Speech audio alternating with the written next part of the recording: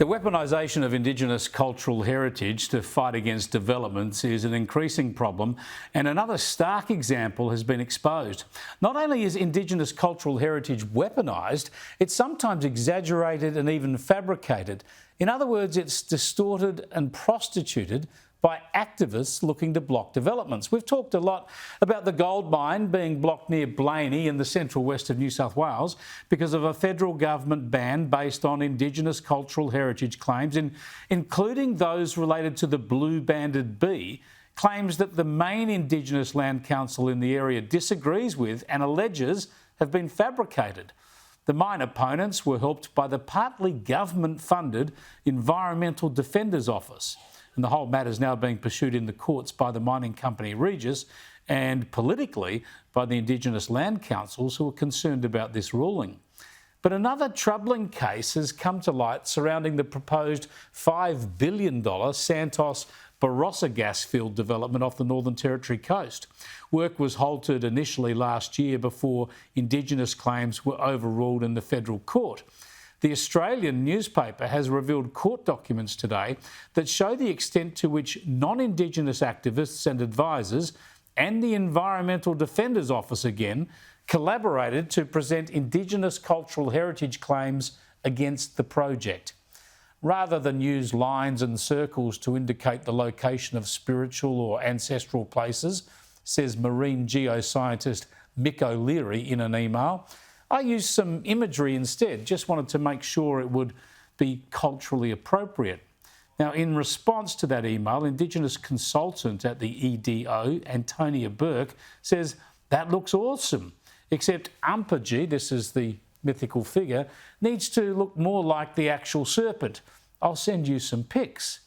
In another email, O'Leary says it might look better if they use a traditional drawing of a crocodile. And Burke responds, if the Nampijinpa is round like that, do you think it could be interpreted that it's only in that space within the circle? Whereas if it was in the water stretched out, it would look like it's a part of the whole lake. I'm not saying I'm right, I'm just throwing it out there. And so it goes. This is an Indigenous cultural heritage claim being made up as they go along. And the scary point is that it worked for a while before Santos's court action had it overturned. I asked Shadow Minister for Indigenous Australians, Senator Jacinta Price, about these concerning revelations. Look, it's deeply concerning. It's not just deeply concerning, but it's deeply, deeply insulting. And, you know, in terms of Aboriginal culture, probably one of the worst ways that you can disrespect, Aboriginal people in this way, just by completely and utterly fabricating, dreaming stories to suit an agenda of environmentalists and Greens activists. I mean, these are the individuals that purport to be the champions for Indigenous Australians in this country, yet the Greens, with the support of the government, this is their kind of conduct. It's just outrageous. We saw the Blaney gold mine. I know you tried to overturn that ban in Parliament. There'll be legal action now, but it's Indigenous people, other Indigenous groups who are arcing up about this, calling out what they say is a fabricated cultural heritage claim because they want their heritage respected, not used or exaggerated or indeed fabricated to prevent developments.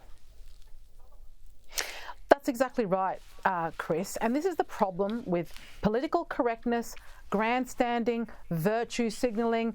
We've got to this stage in our country where, Aboriginal activists and Greens activists silence dissenters by calling them names, by calling them racist. But what it's done is it's provided an environment where it encourages this sort of conduct and for Indigenous Australians and our culture to be exploited for these underlying agendas.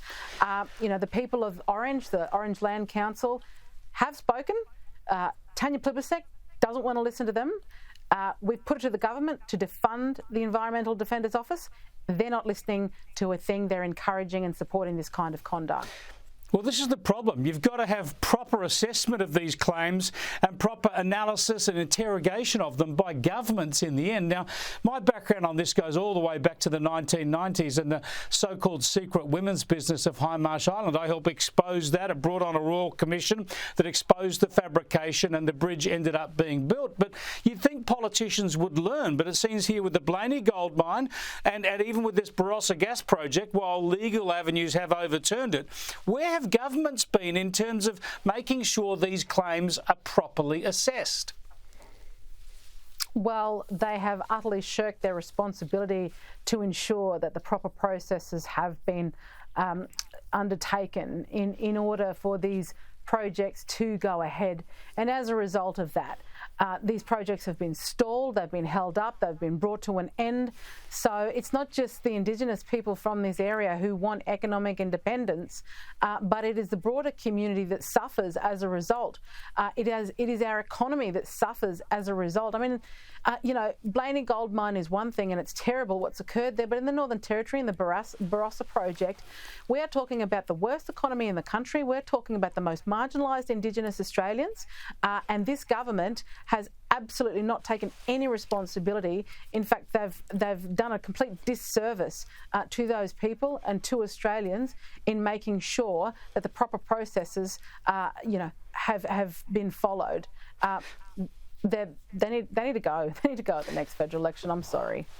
Yeah, well, I've come to that conclusion myself on a whole range of issues, and this is a key one. Now, one of the really concerning aspects when it comes to the Blaney Gold Mine and the Barossa gas project is the involvement of the Environment Defenders Office. This is an organisation effectively that exists to try and block projects, to try and block economic advancement, yet it's funded by the federal government. Surely if the coalition returns to power, you'll scrap federal funding from this organisation and demand that it plays by the rules. Oh, look, absolutely will we scrap funding for the Environmental Defenders Office. I mean, I think we need to be considering applying penalties to this kind of conduct going forward. The Labor government, in allowing to continue to fund this organisation, is effectively supporting this exploitative behaviour of our most marginalised Indigenous Australians, which doesn't surprise me about Labor, because they're not interested in ensuring that marginalised Indigenous Australians can get off welfare and be job creators in their own right, and be entrepreneurs in their own right, and utilise our own land to that capacity. No, they want to keep marginalised Indigenous Australians dependent on them to maintain power for themselves. It's an ongoing national scandal, and thanks for talking to us about it, Jacinta Nampijinpa Price. Thanks for having me.